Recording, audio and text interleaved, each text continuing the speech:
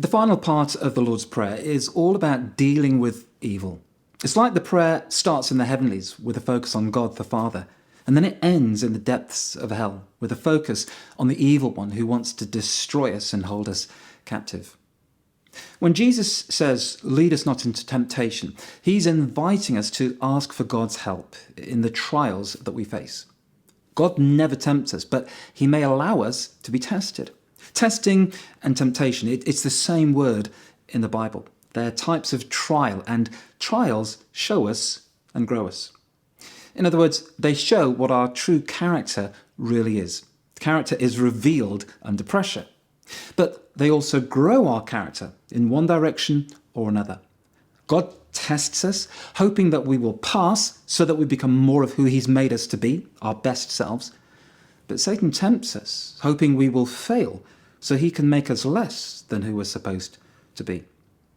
So Jesus encourages us to pray for God's help. Spiritual warfare is real. Temptation and testing is an everyday reality. And we need to go into every day aware of our enemy, aware of his schemes, and engaging with God's power to deliver us from our struggles with darkness.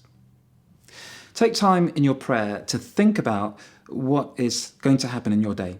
Visualize what you have coming up. Start off by thinking about your heart. Where are you vulnerable?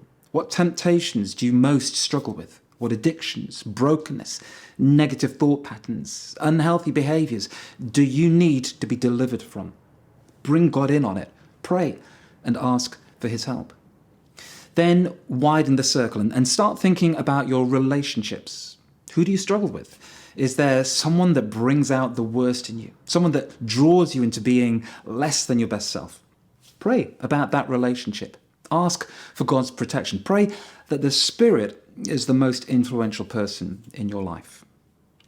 Finally, bring the circle wider still to encompass your whole situation, your circumstances. Where do you feel exposed to un-Christ-like behavior?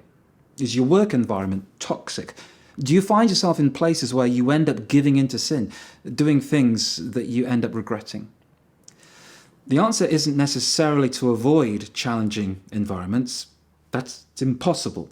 But we can pray and get ahead of things. We can ask God for protection, for strength, for victory in these battlefields.